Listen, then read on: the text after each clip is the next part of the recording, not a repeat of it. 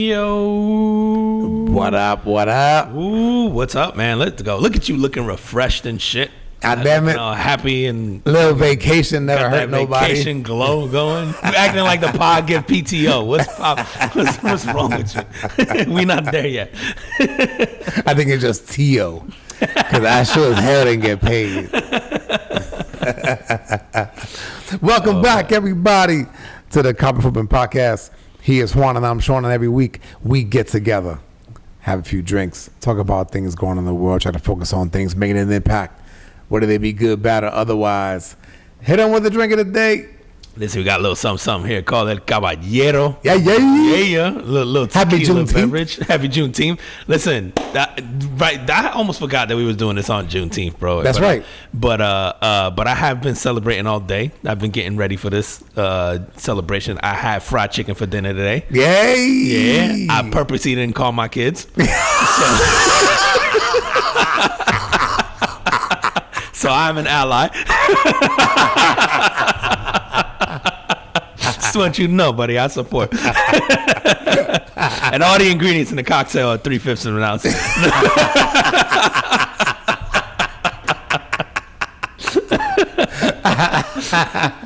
All right, so before I go to hell, let me tell y'all what's That's in right.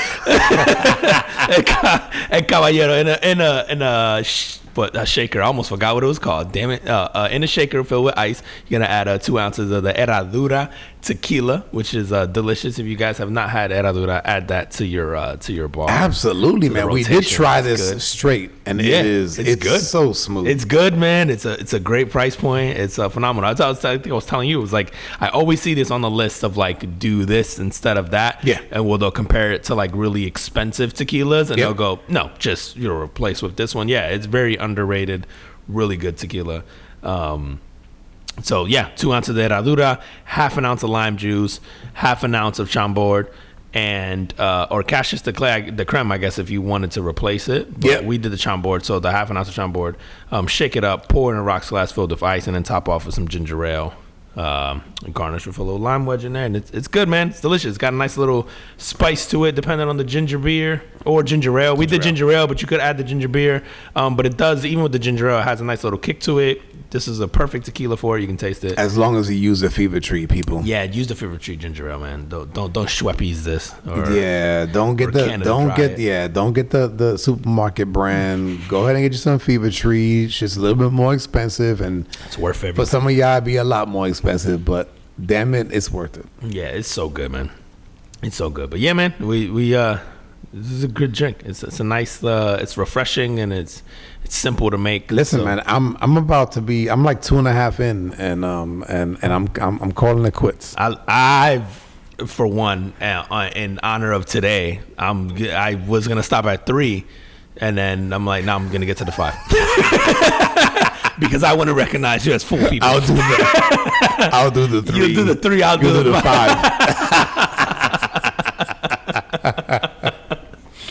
All right, man. Yo, my carbon footprint this week is going out to actually a couple of things that I learned from being on vacation. So, mentioned that a little bit earlier last week. The family and I we went on a cruise, and I'll give a shout out to Carnival.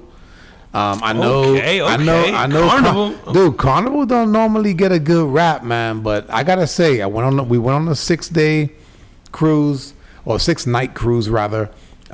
We hit the Bahamas, not Nassau. They hit their private island in the Bahamas. We hit Grand Turks. Okay. And Dominican Republic. I can't remember where the hell it was, but those 3 places were the 3 stops. Phenomenal trip. Carnival did an amazing job. The clientele on the boat were, it was a mixed crowd. Yeah. It was a mixed crowd, both ethnically and like age wise. So like if you wanted to find your people, you could. Okay. And just everything from the shows to the food, the parties. It was phenomenal. But you did a 6-night 6 nights. So the price point's a little up there. So the clientele on the boat is going to be a little more. Like Prob- you do a probably, weekend Carnival cruise line, you might as well. It might be a little different. It's like doing spring break in Daytona.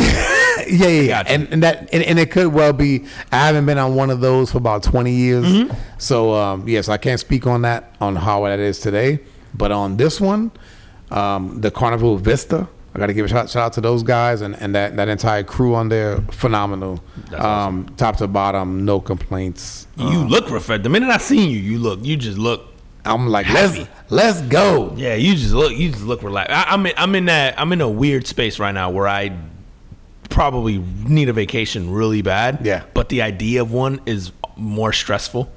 No, dude, you have to just do it, bro. I know. I think the idea, the planning, the like where I am in my personal life right now, like sort of coordinating that feels more stressful than the actual vacation. So I'm almost like, nah, fuck it. I'm just gonna keep doing what I'm doing. But I know I definitely need to go. Don't. And that's one of the things, man. So, I narrowed it down to like 3 things that I learned from my vacation. Okay, hit us with it. Wait. And for those of you, is carbon footprint worthy? Is it these? I hope so. I hope so. Are we making these 3 things your carbon footprint this week? Yes. Okay. For me, it is. Let's go. All right. So, first of all, for those of you who have been on cruises before, you know the food is usually really good, and there's plenty of it, and it's available all the time. So, one thing that I learned that is, if given the opportunity, most of us will be gluttons. Yeah. I'm gonna tell you, there was so much damn food on that boat, but I will tell y'all this: I did get on a diet, right? I did go on kind of a strict diet. You did the vacation diet for like 2 months. Was it the destination diet? No.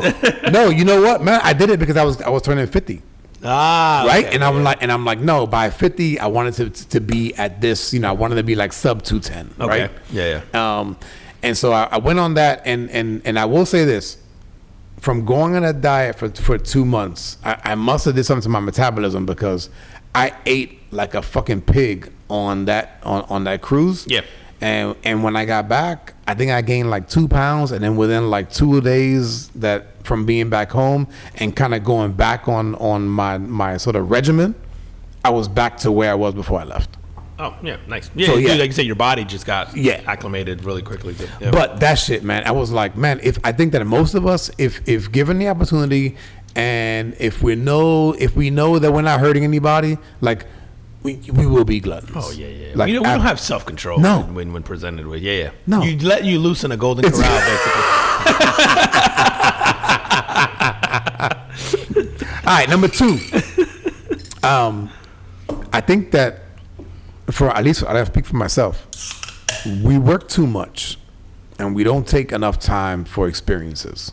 Okay.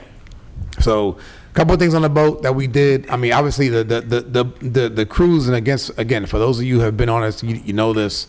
The cruise is an experience in itself.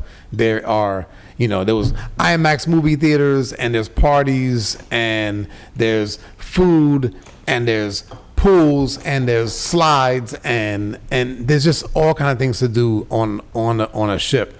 But in addition to that, the family and I took the time to do some excursions. So we went snorkeling in Grand Turks, which was amazing. I saw reef sharks. I saw a barracuda. I swam with fucking stingrays, which some of you probably listening to this are going like, fuck no, that's not me.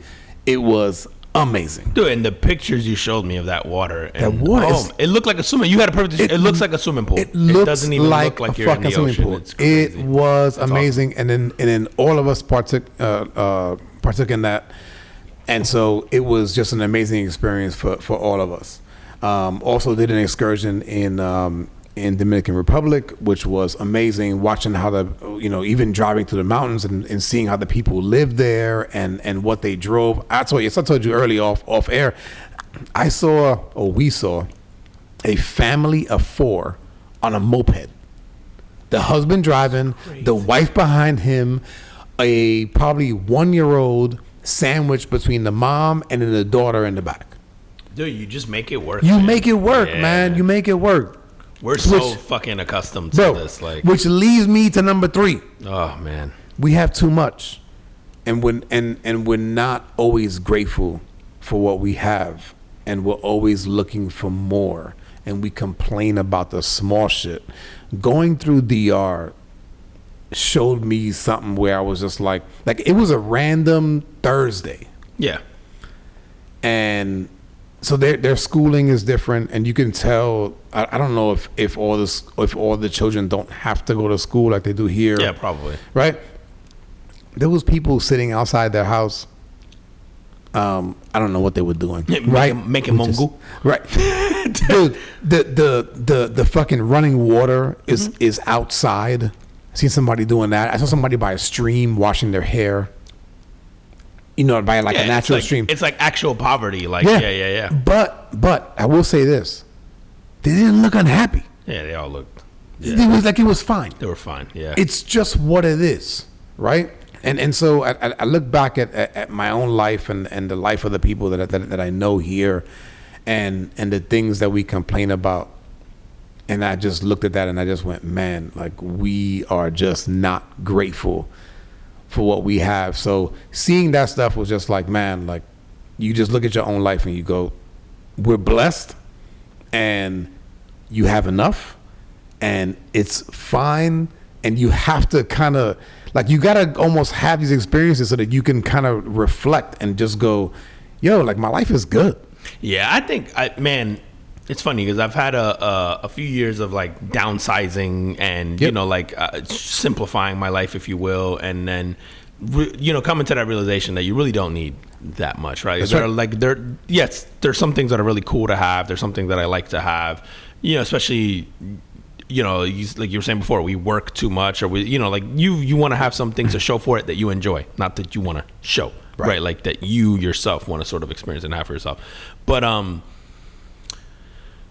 like on the flip side of that, man, it's really tough, like you said, not to get caught up in the like ungratefulness of it all. It's our society, bro. Yeah, because it's funny, man. Like even as the older I get, it's not even trying to keep up with people, because I think I'm over that phase of my life where I really don't care what like people actually think. It's like it's almost like this self-comparison that you battle now of like maybe I had this expectation of being in a certain place, or this expectation that I should have or not have, or what, like whatever, or that my life should have been a certain way, bro. Or you got to that place and it wasn't as exciting as you thought it would be. Yeah, no, absolutely. And then you go, what's next?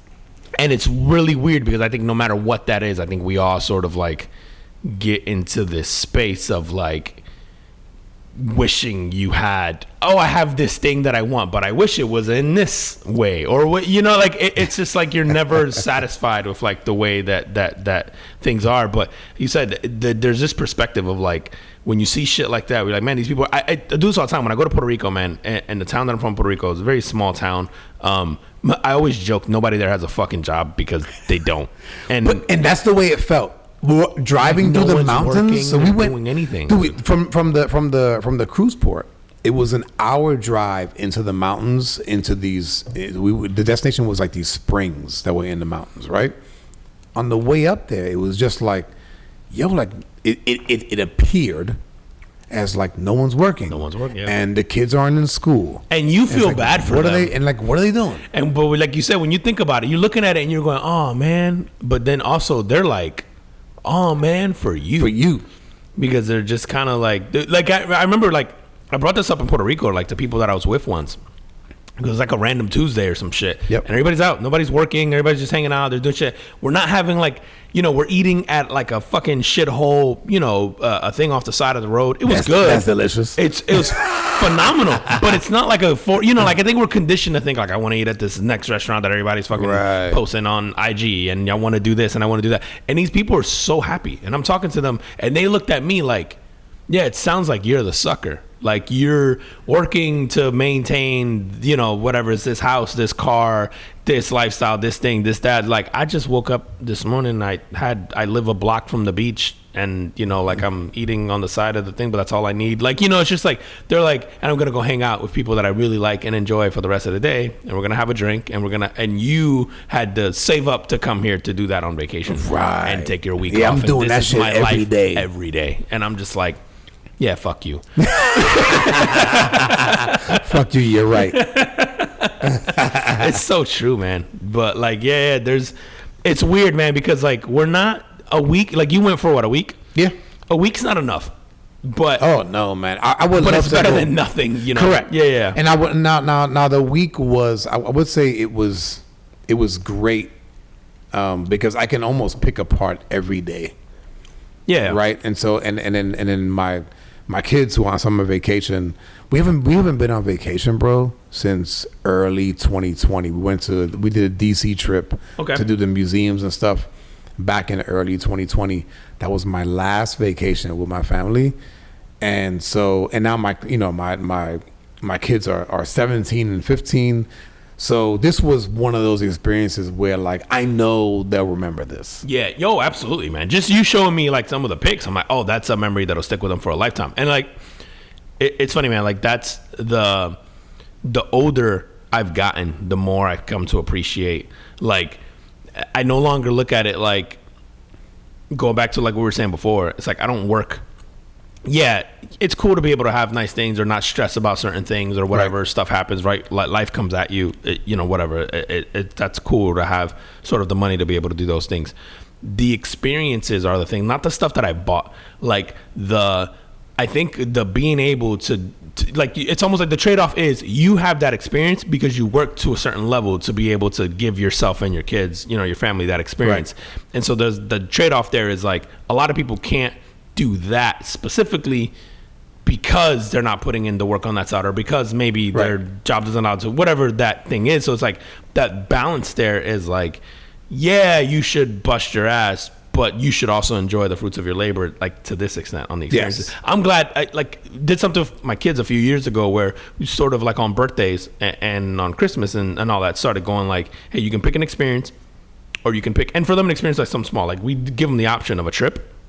But sometimes it's like, hey, do you want to just go with your friends and do a thing? And gotcha. You did one with us last year, I think, with the paintballing. With your boys came with us and all that. And my daughter was like, that was 2 years ago, bro. Yeah, fuck, look, 2 years ago. And that was like one of her options. It was like she picked that. She's like, actually, I just want to go with a bunch of people and go paintballing. And it was like, can we just do that instead of a gift, like a thing? Right. And part of that is they've already got everything. But the other part of that was like, we started doing that and it was like, oh, that's way funner than, she's like, no, I'd rather share, so like the next year she, picked like some like go-karting with her friends and an all day thing at, like an arcade place and all that stuff. And she's like, I would much rather do that. And it's funny, man, because I go, for me, it costs me the same. Like I buy you a laptop, or I can take you and all your friends out for the day. I'm spending $1,000. Like it doesn't matter. Right. But she remembers every single one of those events, those things, way more than she remembers any of the gifts. Yeah. Way more. Like she still talks about paintballing, still talks about like the go-kart thing, still talks about, oh, the next year I want to go do, and is already like planning like the next thing she's gonna do, right? Yeah. Like that's where she goes, is the minute that thing ends, the next day she's like, well, for next year I want to do, and it's already thinking about that. Like it's something that I wish I would have grasped onto like a lot earlier in life too, because like I'm at the stage in my life too where I would much rather go on a trip than buy something. I don't give a fuck about stuff. Oh, absolutely. Like I would much rather go experience a place with people that you care about than buy shit. Don't give a fuck about buying stuff. Like, and there's like, I think we all go through like these phases, like where you're younger, like maybe you want to buy stuff, maybe you want to accumulate things, or there's things that you've always thought you wanted. And to your point before, is like when you get it, you're kind of like, like it didn't make me feel any different. Yeah, I think it makes you feel different for the moment. Yeah, but that's it. But yeah, it's not memorable. It fades very quickly. Absolutely. Yeah. And that's the other thing with we looked at other cruise lines, and again, Carnival Vista, 0 complaints, and it was sort of the more inexpensive of some of the other cruise lines. But what was nice was it allowed us to take that money that we weren't spending and spend it on excursions. Okay. So the going into the mountains in DR, right? That was an excursion for 5 people. Going snorkeling in Grand Turks for 5 people, like that was an excursion. Each one of those were like $500. Yeah. You know what I mean? But dude, Grand Turks, we go snorkeling and I see a fucking reef shark and my son sees a nurse shark, and we see a barracuda, and we swim with fucking stingrays, and we get to hold them, and like, and not in a tank. You saw it in the middle of the ocean while you were snorkeling. yeah, and even the fucking even the stingrays, like whatever the tour that we went on. I guess these guys go there and feed the stingrays all the time.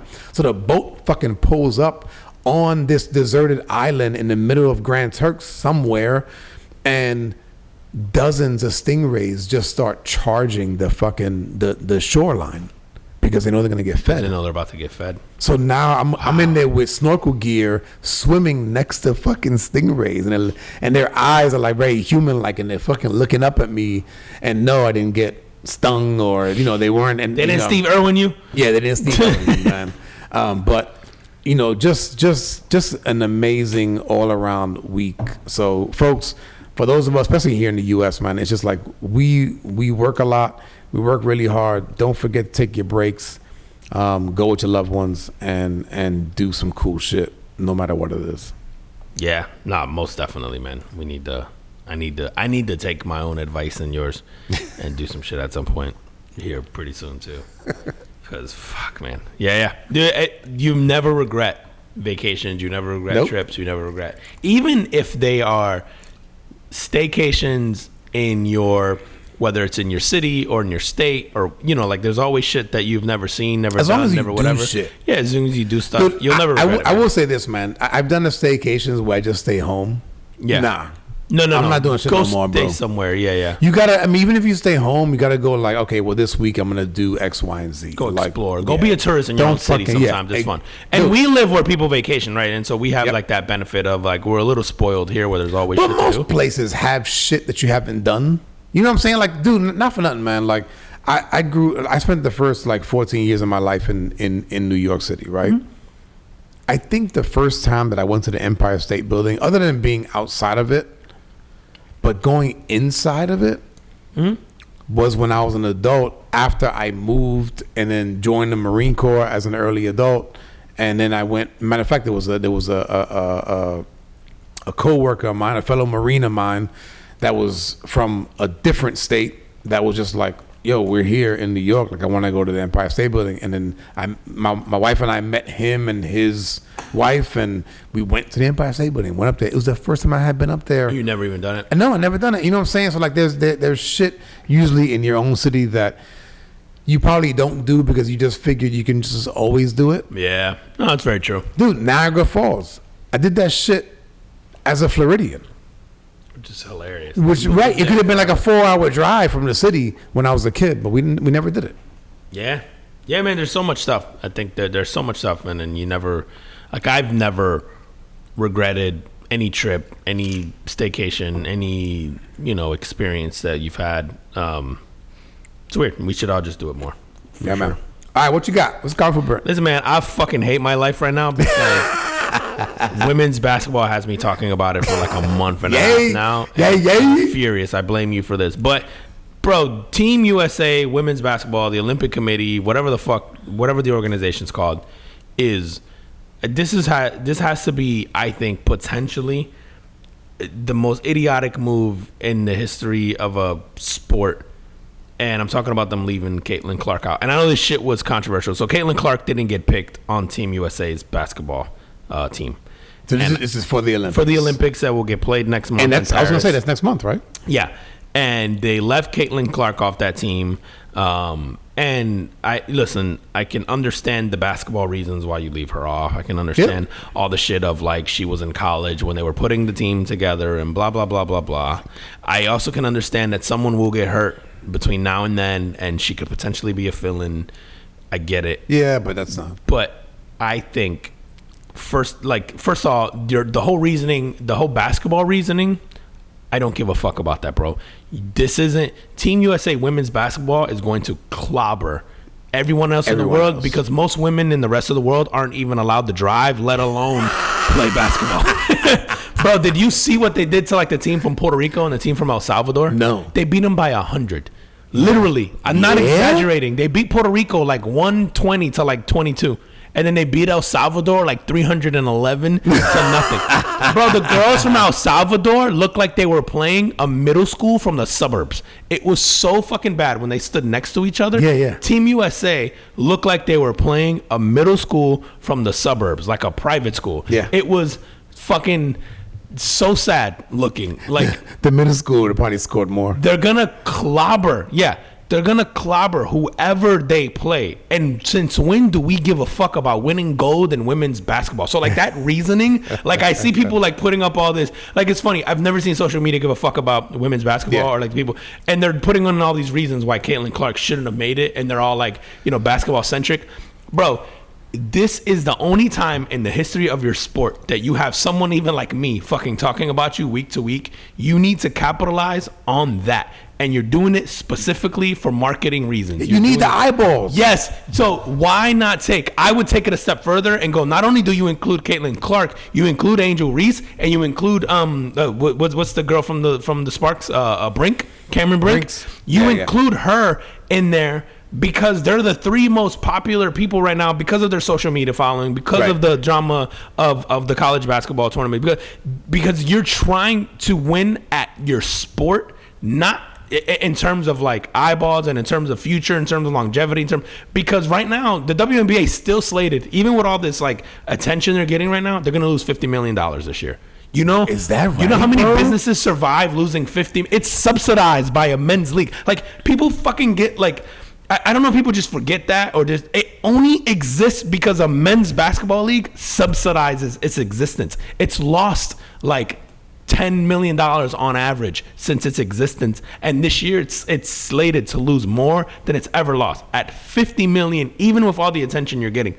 Why wouldn't you want to, on a global stage, put out the most controversial basketball player like Caitlin Clark and her sort of like rival in Angel Reese, and then Cameron Brinks, who is like looks like a fucking supermodel and then can play basketball and then has a TikTok following, and then like it's like you're putting her in because of all that, because she gets all this attention. No one cares about the basketball, dude. It's like even women, you know, think about it. You know, like the other thing that the WNBA should absolutely fucking do is what F1 did and put like a show on Netflix, and you made us care about Formula One and you got us to get eyeballs. That's what got me, bro. Bro, you gave us drama, and you know who likes drama? Women. You know who doesn't watch women's sports? Women. Like, bro, so you fucking put a show up with, bro, women watch fucking Housewives of Atlanta. Why? Because they're throwing mimosas at each other. Like, and so if you put up Angel Reese talking shit about Caitlin Clark week to week on an interview, women are gonna watch. Women watch The Bachelor because the fucking women in there are fighting over a dude. Like, they don't fucking watch, like, Shark Tank. Like, they don't watch The Apprentice because they're like women watch fucking drama and other women fighting each other and hating each other. And like the Olympics gives you a storyline. You put these girls on the global stage, you fucking put cameras around them, follow them around 24/7, you let Netflix do a show, and then women will watch your sport too, because the men were interested right now for a very short amount of time until real basketball starts up, which is like the NBA finals, and then when football season starts, we're not paying attention to anything else. Like, when is the WNBA championship? Do you know? It's gonna. I think it's done before the summer, right? They do the whole season within the summer. It's got to right? be by August. By early August, because we're not paying attention. Even if preseason football starts, we're not paying attention to anything else. Like, we're only paying attention to it right now because there's literally nothing else to watch. And so like, you have a chance to get men to watch Olympic women's basketball because we're interested in sort of like the spectacle of it all, and then you have an opportunity to sell jerseys, an opportunity to sell commercials, an opportunity, like all of the financial gain that comes with the marketing money you don't have to spend by just putting them there. And then you fucking put a TV show around it where it's like, hey, what's the locker room like? What are these girls like when they're in the hotel rooms together? Do they fucking like each other? Because they're going to go back to playing for opposite teams. They have to be buddy-buddy now when they're playing for their country. But what happens to go back? Like, bro, you create drama around it, and that's how you get women interested. Like, you fucking, women don't watch, like men, we could watch other men getting along. Women want to watch other women hate each other, bro. It's like, it's such a fucking no-brainer to me, and it's baffling to me that they would have left them off. And then the people who are like, well, she didn't deserve to be off, for basketball reasons. It's like, stupid. You're gonna win a gold medal anyway. There's no one in the world who puts money, resources, anything else, attention to women's sports like the United States, because it's the only country with any real equality, right? So like, as much as we complain about shit here, we're the only country in the world with any real equality, bro. It's fucking infuriating. Like, and if you don't believe me, just go watch any women's sport versus the rest of the world from here on out, like during the Olympics. Like, watch any sport, bro. Even our soccer team is better. It's way better than the rest of the world, even countries who just live on soccer, like in Europe, you know, like, or Australia or fucking New Zealand, whoever, where they play soccer, they take it way more serious than us. Our women are significantly better. Dude, the women's basketball team hasn't lost a game in like 20 something years. It's like, look that shit up, because I feel like it sounds preposterous, but the women's basketball team has won a gold medal for like 3 decades in a row or something stupid like that. You're probably right, bro. It's not even close. So the whole basketball reasoning is bullshit. Like, it's such bullshit. The thing for me was, not only are they head and shoulders better than everybody else, even the Dream Team from back in 1992, I think it was, right? With the Jordan, Bird, Barcelona Magic. team? Yes, that one, right?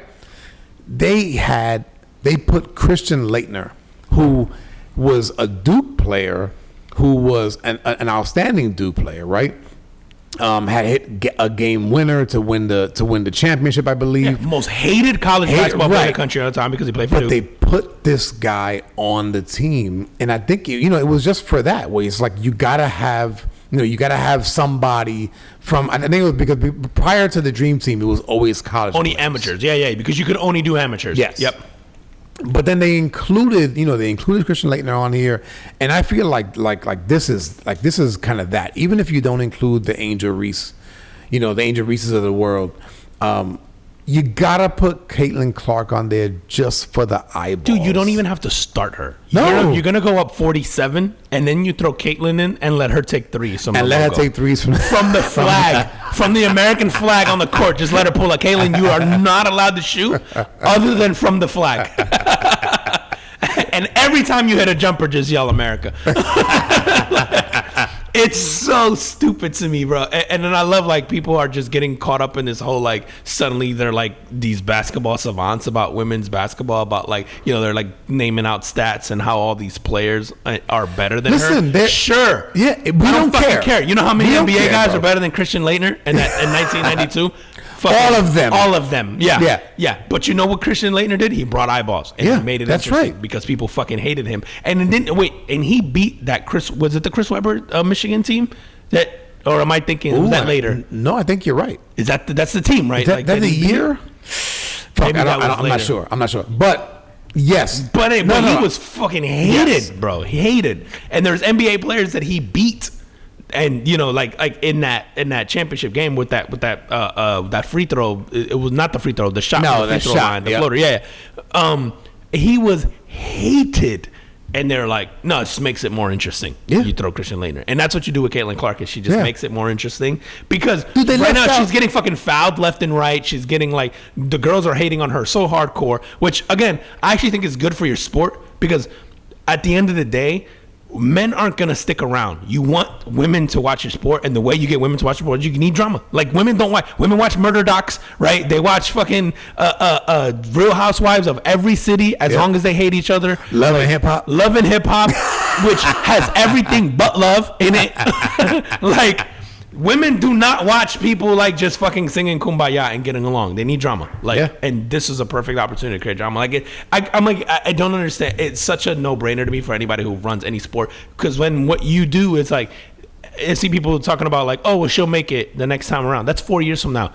We may not give a fuck anymore. In fact, we won't give a fuck anymore. No, this is the time, bro. This is the time. This is the time. It's hot now. Yeah, I saw some stat recently, man, where it was like the amount of viewers that the Indiana Fever have per game.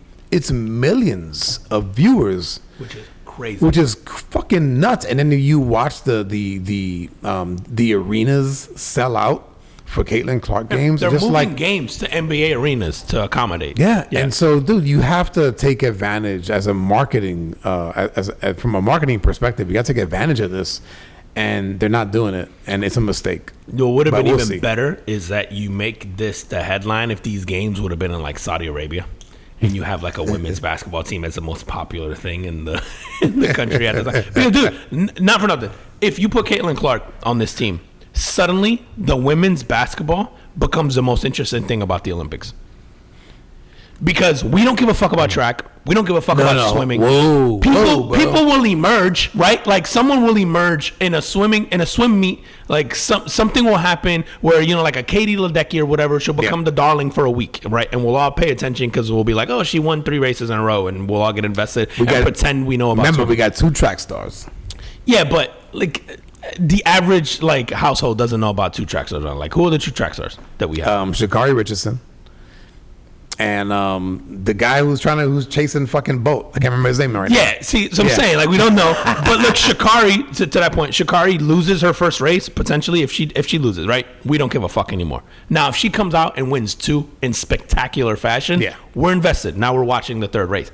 Like, if Caitlin Clark's on that team, we're suddenly like, I want to see them beat the brakes off Bosnia. You know, like we're just you're automatically interested in it, and it becomes the most interesting thing in the Olympics without like, and it's not even close because we don't give a fuck about gymnastics unless you get like our team is so dominant usually, right? Unless, you know, you get Chinese, but I mean, it doesn't count because Chinese put like 12-year-olds in there and they're all flexible. But like, so that's a fucking advantage. That's like taking PEDs. Lyles.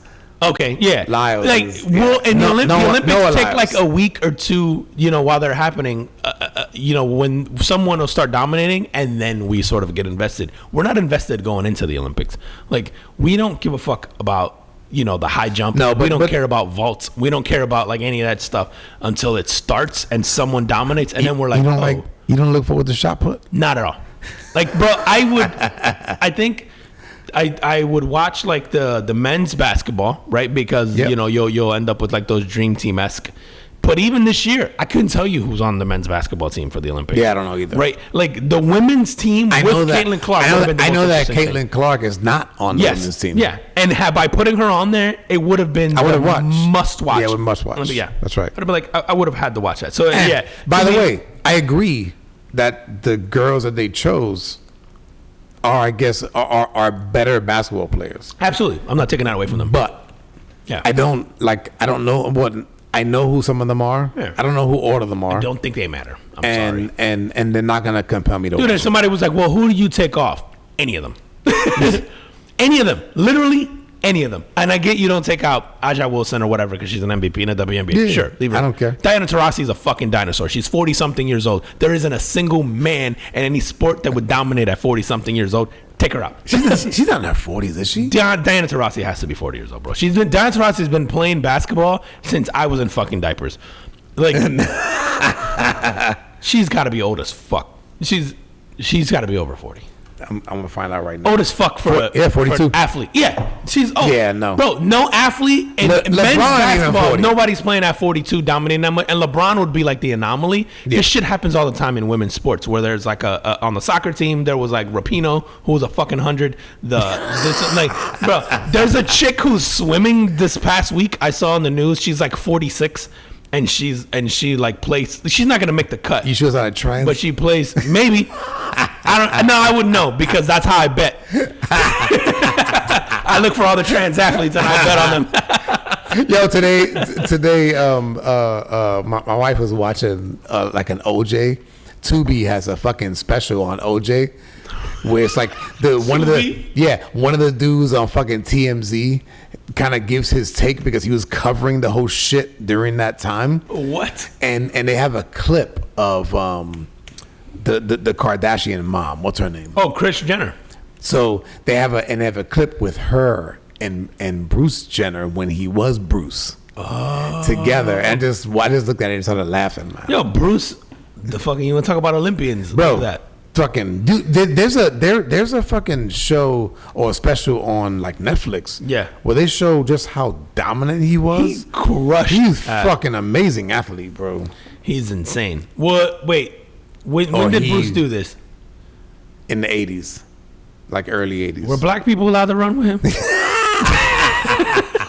I want to be respectful of Juneteenth. Were they running from or with him at that point?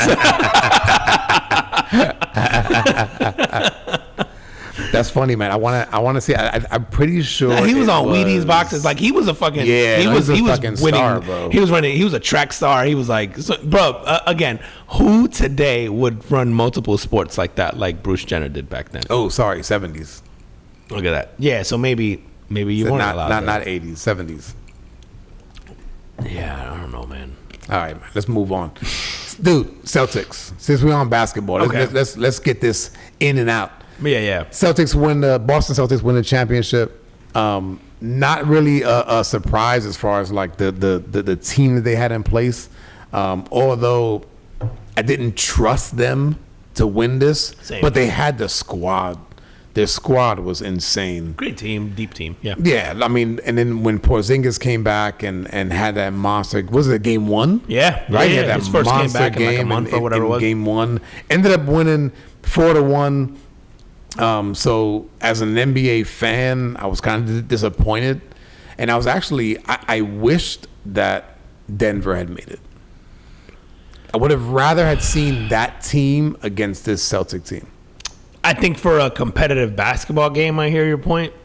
But I think from a pure like star power, I think we got the one that would have been more interesting. Yeah, listen, Denver's a good team. Because we of don't give a fuck about because of those two, Denver, right? bro. Because of Kyrie and Luka. Yeah. So and I was having this conversation today with someone at work. The Celtics, and I would make this argument for the entire East. There are no superstars. Like Jason Tatum and Jaylen Brown are elite basketball players from a skill set. They're not superstars. Yeah. And what I mean by that is they're not LeBrons, they're not Kevin Durant's, they're not interested. Like I'm not tuning into a game because Jason Tatum is playing. That's not to dispute that Jason Tatum isn't a phenomenal basketball player, that's and fair. that you can't argue that he's a top 3 player in the league today, right? Like that's debatable. Fair. But he's not a superstar. He's not getting eyeballs to watch. The Celtics went through an East with no superstars. Yeah, and I would argue with no elite basketball players. Like this has to be one of the most underwhelming titles I've seen in a long time, other than maybe Toronto's a few years ago. Because they went through a Knicks team with no superstars. The Knicks went through a Philadelphia team, right, with no superstars. You wouldn't call Embiid a superstar? No. I don't think Embiid is a superstar. Now, Embiid is probably the closest thing to a superstar in the East. I don't think is Embiid Luka. No, is Embiid Anthony Edwards? No, the West is loaded with superstars. Like you have from Steph Curry to LeBron, Edwards to LeBron to hell. At one point, you could have called a kid from the Phoenix Suns. I don't think he's that anymore. Devin but Booker, yeah. But he was on his way there. He's not that anymore. He's an elite basketball player. He's not a superstar. But Kevin Durant is a superstar. Kyrie Irving is a superstar. Yeah. Luka is a superstar. Even James Harden, a Kawhi, superstars. Maybe their skill set is lagging because they're a little bit older now, but they're still superstars. The Celtics went through a Miami team, right, without any superstars? Well, yeah. Well, they lost. But even Jimmy. I mean, Jimmy not Butler. A superstar, right? Like Jimmy's an elite basketball player. I don't know that Jimmy's a superstar. Is he in the movie? Is he in the Bad Boys movie? The new Bad Boys movie? Or is that just like a clip? I don't think so. I think that's just a clip they did for the commercials. Yeah. So yeah, I think the Boston team, you can only play the games in front of you. They only lost 2 games, which has only been done a handful of times. But I know the Lakers, I think, did it without losing any or losing one. A few that Kobe and Shaq Lakers team just dominated. Yeah. So, you got to give them credit. They can only play the schedule in front of them. It's not their fault. But I also it was a very underwhelming East and a very underwhelming schedule to go through. And then I think by the time you got to Dallas beat the best of the best. To me, Dallas had to go through Denver. That road. They had to go through a defending champ in the Denver. You had to go through. No, they didn't. Hold on, they didn't. Did Dallas didn't beat Denver? Oh no, sorry. Minnesota beat them. But you had to go through Minnesota, who has an up and coming Anthony Edwards, a superstar, who did beat Denver. Which I would say Denver gassed out. You still had to go through Oklahoma, who's like the next up and coming, who will have a superstar in Gilchrist. They did that. So they first they beat the Clippers. The Clippers. Yeah, then they beat OKC. Then they beat Minnesota. I think that's a much tougher road than Boston. Miami. Yeah, Miami. what, the Knicks? No, they didn't play the it wasn't Knicks. even the Knicks, right? It was Indiana, and then who did they play before Indiana? We don't even remember. I don't even like, remember. That's what I'm saying. It's like it's so underwhelming, and again, that's not their fault. They can only play the teams that are in front of them. Cleveland. Yep, that's Cleveland, exactly who it was. that's who it was. Cleveland. Yeah. So you beat Cleveland. You beat. Was it Cleveland? Yeah, Cleveland, Indiana, and Cleveland, Miami. Indiana, Miami. And not in that order. It's the most underwhelming run to yeah. a title that anyone has ever had to make. No superstars on Cleveland. I mean, Donovan Mitchell is, again, an elite basketball player. I don't know that he's a superstar. No superstars in Miami. No superstars in... Yeah. Yeah, it's... But, again, you look at the West, and again, it's not their fault. It's just that it is what it is. I didn't trust Boston in the first place, but I also think, man, Boston got the benefit of like a really easy schedule, and they earned that too, right? Like they had to play the season, they got the best record in the East, they got the best seeding, they got whatever. Like you can't take any. It's not to take anything away from them because they earned the title. I just go and like it's just not as impressive of a title. I don't know what it is. It just feels like. You know how people want to put an asterisk by the COVID season? Yes. For some reason, this season feels like more that. Like that than yeah. And I hate that because I feel like it is unfair. I know these guys work their whole life. Jason Tatum, you can make the argument like I saw some crazy stat where he won a title at 26, which took Jordan and LeBron and all these guys to 27. They also conveniently leave out the fact that Kobe won one, at like 20, and then all these Kobe and there's a couple of other players who won titles in like their early 20s. Yeah, I think the argument would be like Dwayne Wade won one before 26. Okay. I think the argument in there would be that those guys weren't the leaders of those teams. Like Shaq was a leader of that team. Same thing on Dwayne's team. I guess Shaq would have been the leader of that team. It wasn't necessarily Kobe yet, but. So you can't hate on Jason Tatum, finally getting one. I'm glad that Jaylen Brown got his, but yes, no, I think the basketball world has been waiting to see what those two guys can do together. I'm happy for them. Yeah. I wish it would have been a better finals. The whole 4-1 like that shit sucked. It seemed like Dallas. I don't know that Dallas wasn't as good. I think Dallas was gassed. I think they were gassed. Yeah. Luka's clearly not 100%. Oh, he hasn't been for fuck, man. He wasn't 100% during the Minnesota. I also think this series. is the best thing that could have happened to him. Yeah. Honestly, I was worried that if Luka wins a title now, Luka doesn't look. I hate to say this. I don't know him personally. He doesn't look as invested to me as like even Kyrie. I hate to say it, but like there was that clip. I think when he won the Eastern Conference Finals, that Robert Finley was seen taking a beer out of his hand. He was drinking a beer like in celebration. Luka was drinking a beer in like the hallway, I think outside of the locker room. Oh, okay. And Finley, who's like the VP of like basketball ops or something for the Mavericks, like takes the beer from him. Why? And that was the thing. That's why it made headlines because people were like, "Oh, you just won the West. You're celebrating. The whole team is popping champagne bottles. Okay, but not beer. Why is he taking a beer away from him?" To me, I go, that's indicative of him knowing. Luke got a drink. I don't even think it's a drinking problem. It's you're not in shape. You've got to eat it. You've got to diet. Right. You've got to, yes, it can be. And I think the drinking thing isn't a secret. I think it's known. Luka likes to have beer. He likes to do stuff, which, listen, do your thing. But I think when you look like he looks, and listen, the guy is amazing, superstar. Yeah, absolutely. This is not to take anything away from him, but he's also injured a lot. And it's hard to argue that is it because of his conditioning, because of how he takes care of his body, because of all that stuff. And also just the way he looks, you don't look like an elite athlete. And you're getting away with the fact that you're very talented. Right. But everyone is talented at this level. They're not as talented as you, but everyone is talented. Yeah. What happens if you actually put in the work that the people who aren't talented put in? And I think that's what sort of like Robert Finley was getting at there. It's like, it's like the Tom Brady thing where he's eating fucking avocado ice cream, right? And Tom Brady is built like me. Like he doesn't look like a world-class athlete, but he's already got 5 championships and he's still doing it. Yes, exactly. Like you have to be a psychopath to put in that level. And I think that's what like Finley's thing was like by taking that beer away. It's like, bro, you haven't done shit, and this is the kind of shit you need to stop doing if you want to get to that next level. Because that's not to say you can't have a beer. But it's like you have to be willing to give up a lot of shit, whether it's during the season, whether it's that month or two when you're making a title run, whatever it is. I don't know what the answer is, but there's a certain level of commitment that you have to your health and your focus and all that stuff, where Luka just doesn't seem to have that yet for me. And my worry is that he's so good and he's such a star now that if he won one already, that's it.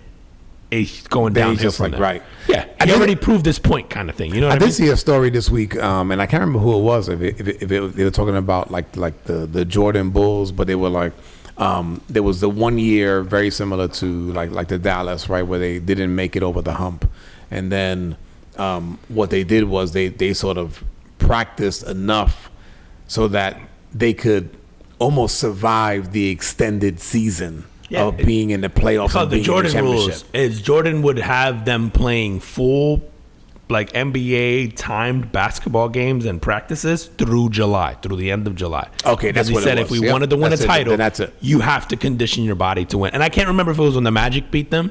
You remember when he came back? When he came 45? back.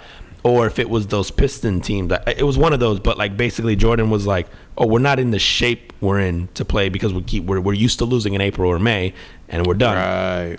And usually the finals are done through June, but he was like, we're playing through the end of July. So they were saying like the next day after he would get eliminated, he would be right back in the gym working out and then having guys run games, or he would just hit up other people who were already done with their season if it wasn't his own team. And he would put together like pickup games. And it would be like a whole day of pickup games with elite NBA athletes through July, because he was like, no, my body is going to get used to working this long. That long. And dude, this fucking right, bro. When do they start? October? Yeah. It's grueling, man. It's long. That's dude, crazy. And you go like, if it ends now, right, June? So these guys got July, August off, really? And then you have to get back in shape starting in September because preseason starts in October and the regular season starts by the end of October. Yeah. It's not, it seems long. It's not very long, man. It's no, 8 weeks. Dude, it's not. And, you know, for elite level athletes who just finished a grueling season where they're always on the road, it's not that long. Now, granted, the teams that suck have been off for, 3 months already or whatever. Yeah, but. that's true. All right, man, let's switch gears here, bro. Did you see this fucking bull in Oregon? No. A bull? Like the animal? Or are you talking about bullshit? Are you talking about an actual bull?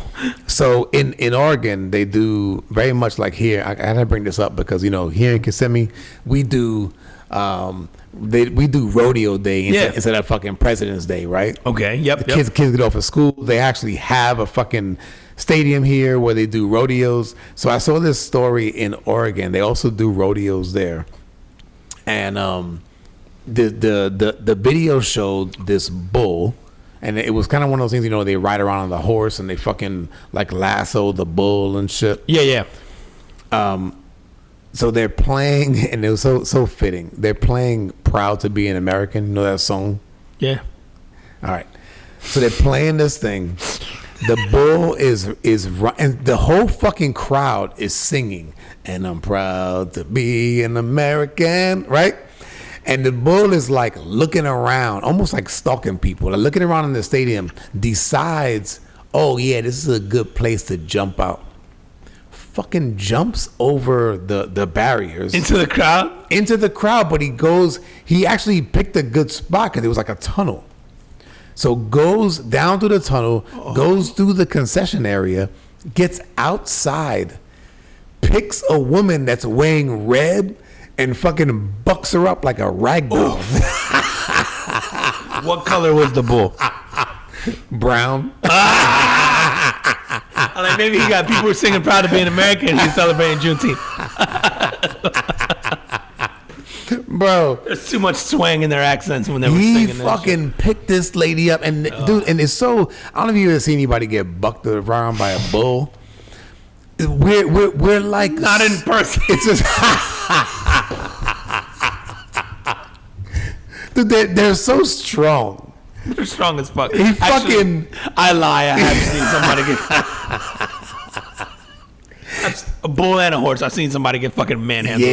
Yeah. Dude, so he rushes, and it's funny, man, because the lady doesn't see this thing coming, and she's talking to like two other people, and this bull just comes out, sees her in red, and I don't know what it is about red and bulls, but apparently they don't like that shit. It's something to do with that color. Yeah. He goes fucking head down, bucks her up. She goes in the air. He almost like catches her and like throws her again. And then that thing damn near stomps her. I don't know if he's juggling this bitch. That's fucking It's like, crazy. you proud to be what, bitch? I got you American right here. That's fucking. Imagine going to one of those rodeo shows and that shit. And that shit happens? Oh my god, Yeah. man! Do you expect that? I don't know. Maybe not. I know. I don't think you would expect that. I mean, they got him in. They have him in like an arena. Yeah, dude. When I was a kid, I was visiting family in PR. I was staying at my grandmother's house, and my grandmother had at the time she had like maybe like rabbits and chickens and shit, like little dainty animals. And then my uncle, or like my great uncle, actually, he had bulls and he had cows and he had horses and pigs and all kinds of shit.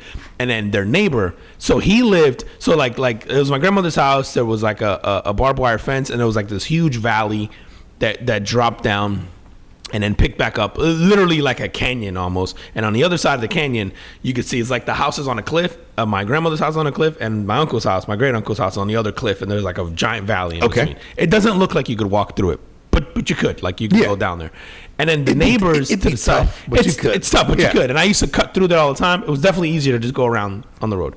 And then, but the neighbors next to them had also cows, horses. There was like a river that ran through there. So what I would do is sometimes I would cut through the property and go down and go through the valley and then end up at my uncle's house, whatever, whenever I would stay there. Well, there was a part where you had to cut through the neighbor's house. And it wasn't like a normal fence. It was like the barbed wire shit that you make. So it was like, the wooden posts, and then they put the barbed wires with the 3 wires going across, right? And you leave just enough distance in between. And so I would crawl in between the barbed wire and walk, and there was a part where I had to walk on their property and then come back and cut through to go to the valley because there was just shit in the way. But I remember, so I'm a city kid, right? I grew up in Jersey, this stuff. I'm visiting my grandmother for the summer. I had done this trip already a couple times with like my cousins and my uncles and whatever, and it was fine. I did this shit by myself, and I'm cutting through, and I'm wearing like a red t-shirt and all that stuff. I don't know the rules behind the thing. And there's a bunch of cows I'm walking by, and they don't give a fuck. And about they're me. fine.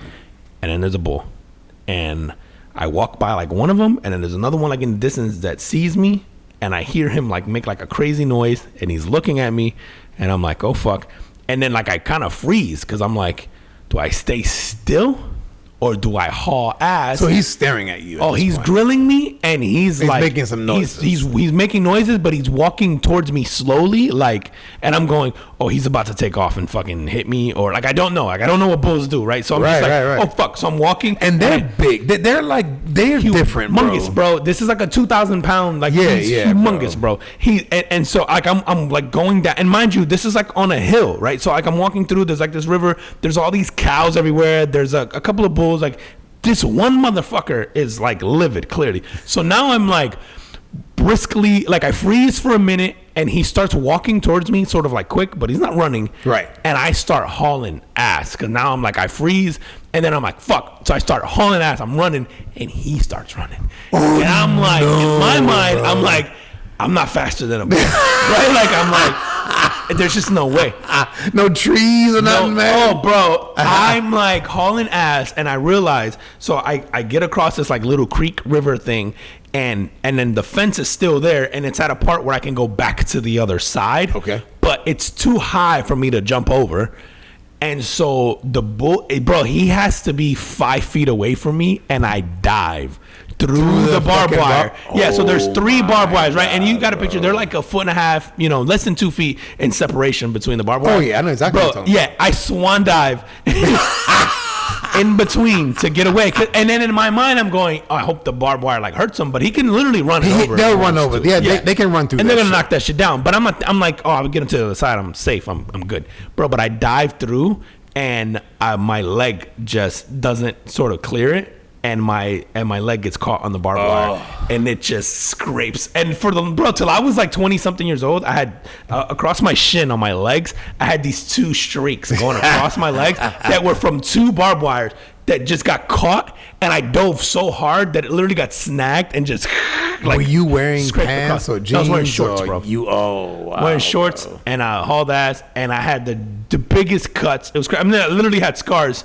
and I think you can faintly see them now. Yeah. But they were on there, dude. For that shit happened when I was like 10. And I he had those stopped. things till I was in my mid 20s, maybe 30s, maybe early 30s. And I he had that stopped. scar. Yeah, he stopped the minute I stopped. dove through the thing. He Yeah, didn't yeah. he didn't even touch it. He just stopped the minute. It's almost like he knew, like, oh, the fence is there. I can't. Yeah. But I don't know. Oh my and God. someone And was he telling probably me could with have the red fucking jumped shirt. it. Oh, bro, he could have jumped over that thing. He could have booked me back over and then fucking juggled me. And it's funny. I was wearing a red shirt, and someone told me at the time, like, "Oh, it's your red shirt." And I'm like, "Is it?" And they're like, "Yeah." And they were telling me the whole thing about them and like hating red. And bro, I remember that. I never did that shit again. Cut through that thing. Like after that, You went around the road. Fuck yeah, I went around the road. Or I took the longer way through the valley. Yeah. That would take you like over an hour to like cross my through. God. Yeah, because it was like you had to like zigzag through like almost like woods and really steep areas so that Okay. you could, like it's literally, when I say a valley, bro, it's like a canyon almost but think of like a canyon of woods, right? Like it's shrubbery all the way down, it's shrub all the way up. There's like a bunch of trees in between. There's like a creek. Yeah. It's like, so you have to like navigate around that whole thing, even though I can see the house like right there. It seems like a very short trip, but cutting through there was a bitch. Whereas if I went around, it's 5 minutes. It's not as exciting. It's not as adventurous. It's not. And I used to do it then with the horse. I used to take a horse from him and ride the horse like back and forth between the two houses. Yeah. But yeah, that time I did it, and that fucking bull was not happy. And to this day, I don't know. Maybe he would have stopped when he got to me. I don't know.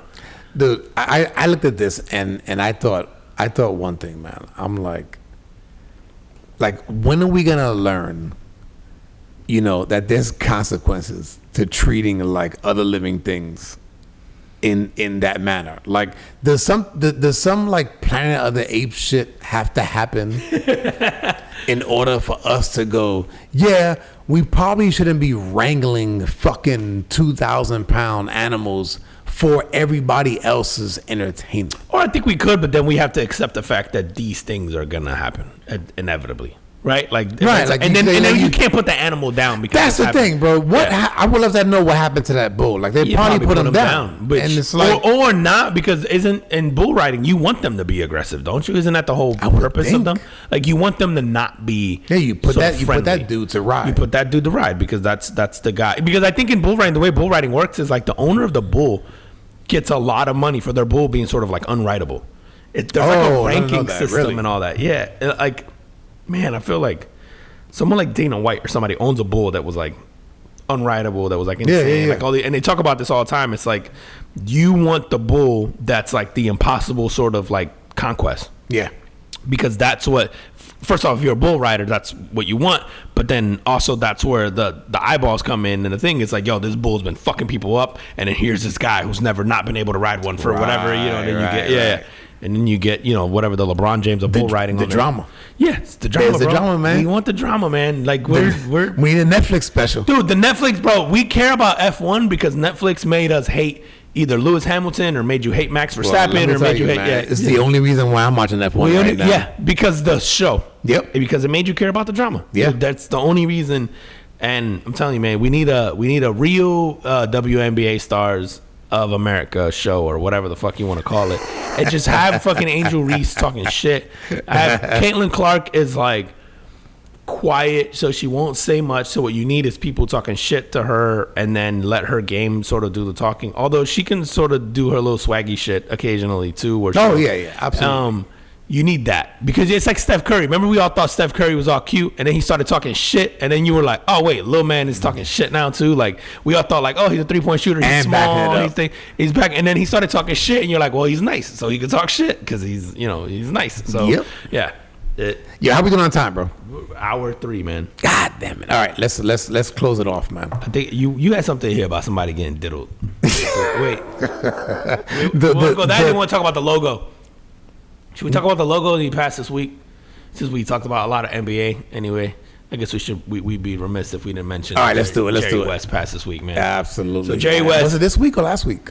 I want to say it was last week, right? You're right. Yeah. Jerry West, 86 years old, passed away. He is considered I mean, like he's one of the greatest basketball players of all time. But I guess the call to fame would be he is the logo to the NBA. That silhouette is Jerry West.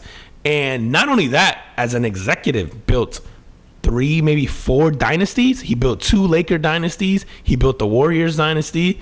And yeah, this Clippers team has underperformed, but he built the whole Kawhi, Paul George. Oh, is that right? Clippers of right now. Yeah, he was executive for them. So he built that Lakers team from the early 80s with Magic. Yep. He built the Lakers team. Listen, this guy signed Shaq and drafted Kobe, or traded for Kobe. Traded away Vlade Divac, who was, a star at the time for Kobe, and turned out to be the right move. Built a dynasty with Kobe and Shaq. He did that in the same week. And then he built that Warriors dynasty that won the most games ever after the Bulls or whatever. And then that team, obviously, we know what they went on to do. Yeah, and started building this Clippers team. So as an executive, phenomenal. As an NBA player, phenomenal. And then, dude, him being the logo was like very. It was like they took his picture, the silhouette. They didn't ask him permission or anything, because he'll complain all the time. He's like, I didn't get paid for that. I don't get paid. They didn't ask me. Dude, this shit was done. There's a whole story behind it. I should have pulled it up before this, but it's like he didn't agree to it, or they didn't ask him, and it was like they used the photo, and he's like, bro, is that fucking me? And it was like almost they unofficially, it's like, no, like of course it's not you, but it was like known that it was him. Yeah. And so I don't think it wasn't like, hey, Jerry West is the logo. The NBA will never acknowledge that. You've never heard the NBA say, like, here's the logo. You'll hear ESPN say it. Yeah. I've always heard it. The NBA doesn't go, oh, Jerry West is the logo, because I think it would, they would have to pay for like naming rights and for his silhouette, his likeness, and yada yada. As they should. He doesn't. It was just like used, and it was like a sort of like assumed, or that it was him, but no one's ever made it official that it was him. But Jerry West has been the one who has come out to say that whoever the commissioner was at the time was like, no, that's you, but it's like unofficial that it's him. Right. So the NBA does not refer to the logo as Jerry West. Dude, I wonder if his family can sue for that. I don't know. I would assume like that it would have been done by passing. now. I don't know. Like I would have thought that it would have been done by now. I don't know. Maybe they can. And then if they sue, right? Does the NBA go, okay, fuck it, we won't use it anymore? And then since we have to pay anyway, we'll license the Jordan logo. Oh my God, the Jumpman, which should be the NBA logo anyway. It absolutely should be. I mean, again, biased because of if you're Jordan though, do you want that? Yeah, I agree. I think you're right, but also you're not wrong in the sense of like there aren't many logos in the world that are as recognizable as the Jumpman logo. Everybody sees a Jumpman logo and knows that's the Jordan logo. Yep. I would argue that might be in the top 5 logos globally that people recognize. Is that owned by Jordan or Nike? I think it's both, right? So like I think Nike owns it, but Jordan gets licensing from that. Okay. So I guess the owner would be Nike, but then I'm sure Jordan has like the right to use it as much as he wants, because he does it, and he has it on his NASCAR team and all that stuff. Yeah, and then he gets licensing rights. He has a NASCAR team? Yeah, that 2311, I think it's called 2311 Racing or something like that. Oh shit! Yeah, him and Denny Hamlin. It's like a legit. Really? Like they do well. Yeah, Denny Hamlin's he's a legit driver. Yeah. Yeah, Jordan's been like really deep in the NASCAR for years, and now his team now. Actually, man, I saw something recently. The facility they built for their racing team, insane, and it has Jumpman logos all over the place. Yeah, it's awesome. Jordan it's likes everything it's like over the top. Fucking minor league baseball team that he was on. It's insane. He fucking bought a new bus. Yeah, he did everything for them. So the NASCAR team, like the facility, is awesome. It looks so cool. I can see that. But he's like really deep into the NASCAR thing, man. And oh shit, really I didn't know that. Yeah, man. So he's now I'm gonna watch differently. Yeah. All right. So the other passing actually happened yesterday. Willie Mays. So Willie Mays, Major League Baseball player, possibly the best Major League Baseball player ever. I never got to see him play, but the guy had 660 home runs, 339 stolen bases. His home runs is only behind Barry Bonds and A-Rod. And he was drafted to the Korean War for 2 years in his prime. So that's kind of crazy in itself. And they were talking and about have steroids, I guess, would and be the other. yeah, and that, right. And Barry Bonds and A-Rod was through that. Well, it was at least part of their career was through that like steroid. My argument era. to that would be that we're also playing against other people on steroids, but Yeah. And I'm not listen. I don't want to take nothing away from Barry Bonds and A-Rod, two phenomenal players. no, outstanding. But they were, talking about Jordan, possibly being the logo of the NBA. Like, should somebody like Willie Mays be the logo of the MLB? Yeah, it's hard to argue again that he shouldn't be. I think the issue with that is that at what point do you change it? Like, how do you decide then? Do you just every 2-3 decades go, this player has now become the most influential player, let's change the logo up? Like, how do you decide to keep it forever? Yeah. And what makes you deserve that? Because I remember when Kobe passed, there was and I know the sensitivity, like the recency bias of it all was like Kobe passed and people wanted to use Kobe as the logo for the NBA, like the silhouette. And it was like, I get why people are saying that now, but then how do you determine then when you change it? Like, because then if you want to do the Jumpman logo, if Jordan dies in a plane crash, a year later, do you change it to, it was like, it's like, I understand the tragedy of the situation, but does that mean that person deserved to be the logo of the league? Because I think Jerry West, again, like going back to that story, it's like, it didn't get picked because he was Jerry West. It was just like, they were coming up with a logo, and then I think they just happened to use this silhouette, this outline of him, because they thought it looked cool. It was like, they didn't say he's the most important player, and so we're going to acknowledge this. Like, they just sort of picked it. It was like a fluke. And they clearly stole it from him. Yeah. He had no say in it. He had no say, dude. Like, he didn't get paid and nothing. Like, I don't think, most positive, he didn't get a single dime of royalties or a licensing. Yeah, I don't. For that. And man, Willie Mays, it's funny, man. As a kid who grew up playing baseball a lot, trying to pull off his catch, the whole over the shoulder, yeah. It was like that's what you tried to do in your backyard or playing with your friends on stuff. Even if you didn't know who he was, like the name, you just knew the play. And so even the kids who didn't know that knew, like, oh, like the same way. In basketball, you were trying to do. There was a point in time where we were all trying to do layups because we couldn't dunk, but the under the leg and then layup because Kobe did that reverse dunk, and then Vince Carter and all that stuff. It was like, fucking you were trying to do the move, the crossover, like the crossover from Iverson. Yep. The move in baseball was, can you do the over the shoulder catch like Willie Mays? Mind you, this is 30 years after it happened, and we were still trying to do it and emulate it and do it. And again, even I was born in the 70s. I didn't get a chance to see him play ever. Right, so it's only like what I've heard and film on this guy, but even on that play, more phenomenal than the catch is his spin around and the throw back to the infield. And he makes a spot on throw where he just guns it. Yeah, it's crazy. And it's funny. I remember that play.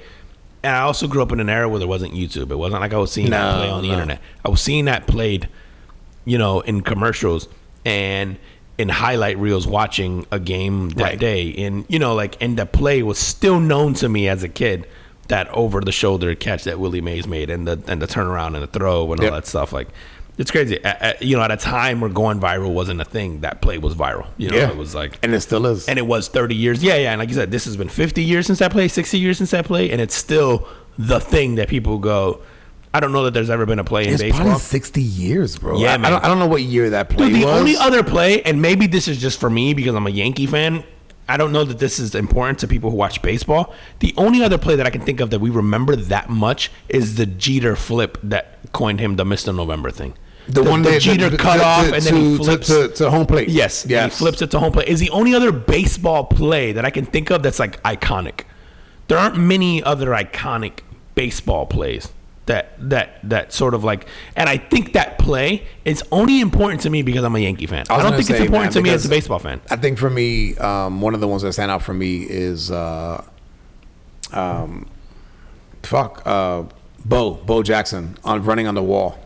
And the running on the wall and the throw from the outfield to take out is it Harold Reynolds? Oh yeah. He led the league in stolen bases. Oh my God, bro! He was so fast, and he fucking throws him out at home like that for me is that's another big one. Yeah.